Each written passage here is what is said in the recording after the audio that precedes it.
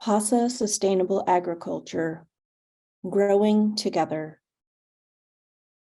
It may not surprise you to learn that 70% of our staff and board have either worked as farmers in the past or are actively farming now. The collective knowledge and passion that comes from that experience allows us to truly meet farmers where they are. We understand the delicate balancing act of trying to grow the best food possible, steward the land, and do right by our communities, all while trying to earn a living. Connecting with farmers out in the field is the work we love, the work we live for. That's where we learn and grow together. That's where we measure our impact, and that's where these stories come from. But keep in mind that behind every story from the field, there are also untold hours of work done at our desks. From planning events to analyzing data, our dedicated team accomplishes so much work that may not be as visible, but it's absolutely essential to the farmer-focused services we provide. A few field notes from 2022. When it comes to fighting climate change, nothing beats trees. Whether through agroforestry in silvopasture or alley cropping or in buffers and windbreaks, the benefits to the farm, the earth, and the atmosphere are myriad. The 3 farms in our alley cropping project in eastern Pennsylvania alone collectively added 725 trees and shrubs to their operations. We held field days at each of these sites to demonstrate the benefits of this versatile, climate-smart practice to other farmers and technical service providers interested in agroforestry. Our new agroforestry project manager is working with 12 farms in western Pennsylvania, eager to embark on alley cropping and silvopasture projects of their own to keep this growing movement going. On a fun note, this fall, we offered up 10,000 trees to the Pasa community, and while it took a considerable amount of effort to get them all picked up and delivered, 10,000 were claimed within 8 hours of announcing their availability.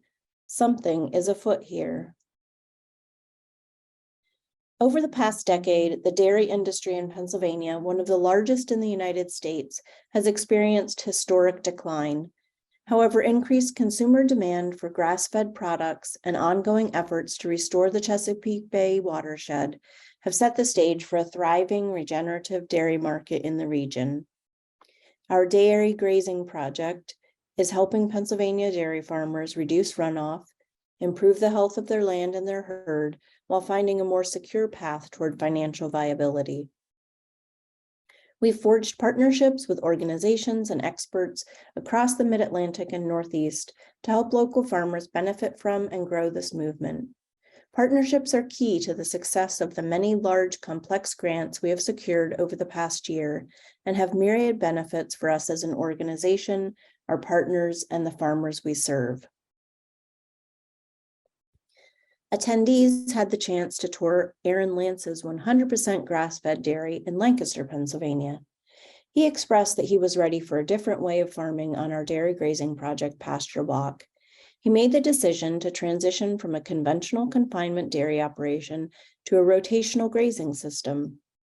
Here you can see the common practice of using a hula hoop to select random parts of the pasture to examine forage diversity, nutrient availability, and soil health. A cohort of farmers in our soil health benchmark study are collecting additional soil and crop samples for our nutrient density study. This is Jean Lurvy, our Open Team Research Fellow, who has been a tremendous help to our research team this year, helping farmers learn about a suite of digital tools to help them get the most out of their data.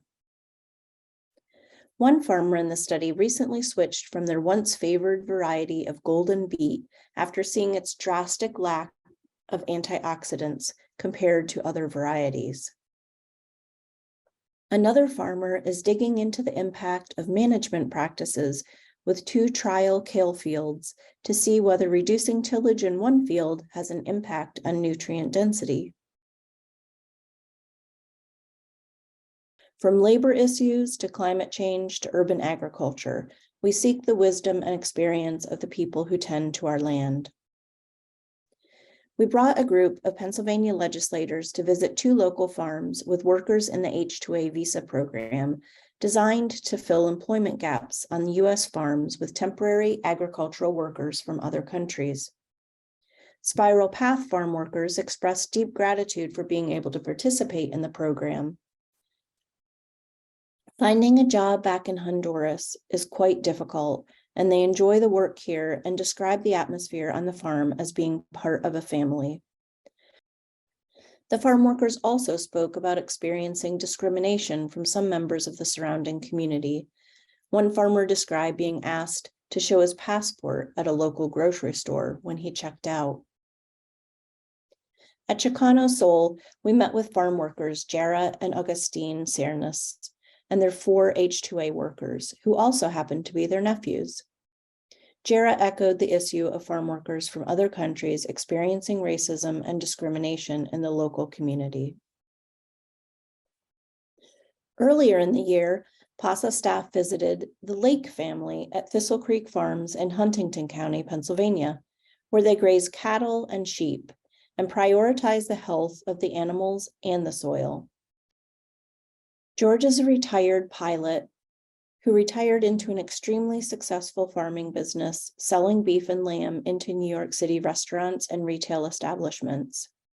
The farm's holistic approach has created a resilient system that helps the lakes weather years better than some of their neighbors. But with tougher years in forecast, they're going to need even more support.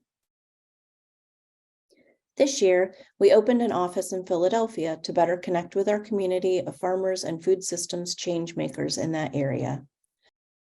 Our summer interns, Mir and Abby, visited farms and gardens across the city, learning about the specialized knowledge and unique challenges of urban growers. They also spoke with Edith Brown, a founding member of the Norris Square Neighborhood Project, which has contended with pressures from property developers to protect an oasis of green space, cultivating food, medicine, art, and preserving history and heritage for the Puerto Rican community in this North Philadelphia neighborhood for 50 years. Anne and Eric Nordell have been PASA members since its beginning. They're always eager to share their knowledge with the sustainable agriculture community and the next generation.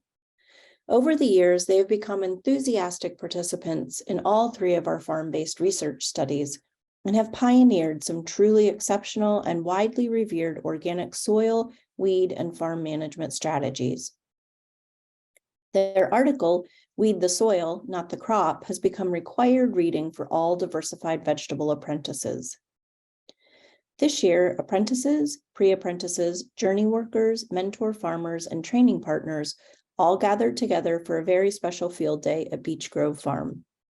Farmers in training and experienced farmers alike marveled at the Nordells' pest-free brassicas. Seriously, look at this broccoli and kale. Will Nelson, vegetable production manager at Dickinson College Farm, shared that Beech Grove was on his bucket list. Eric shared Beech Grove's soil health benchmark results and demonstrated soil sampling protocols. It's especially exciting that many of our pre-apprentices got to experience this once-in-a-farming career opportunity. The goal of our pre-apprenticeship program is to clear pathways into careers in agriculture for people who don't necessarily have a background in it. Our pre-apprentices may not have grown up on a farm, but now they can say, I've been to Beech Grove.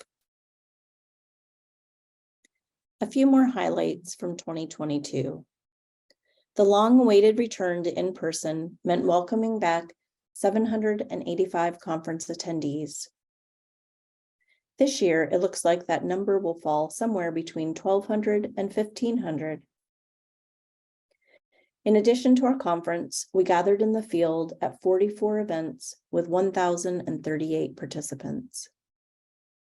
We've now graduated 12 farmers through our Diversified Vegetable Apprenticeship Program. We've had 6 graduates from our Diversified Vegetable Pre-Apprenticeship Program with 8 training partners. Today, we have 53 pre-apprentices engaged in the program. We finished the year strong with a budget of $2.3 million, with expenses of $2.2 million. Our funding sources were 71% grants and awards, 16% individual contributions and dues, 6% from events, and 7% from sponsorships and underwriting. We spent our funds on 82% toward programs and services, 12% toward general and admin, and 6% toward fundraising. And we maintained our platinum rating with GuideStar. In 2023, we'll be deepening our soil health research to unearth the best practices for sequestering carbon, expanding our support for climate-conscious farmers across the Northeast, extending pandemic relief to frontline farm and food workers in 14 states, lifting the voices of sustainable farmers for the 2023 Farm Bill reauthorization, digging into technical assistance and training for urban farmers and growers, and gathering in the field to keep learning and growing together.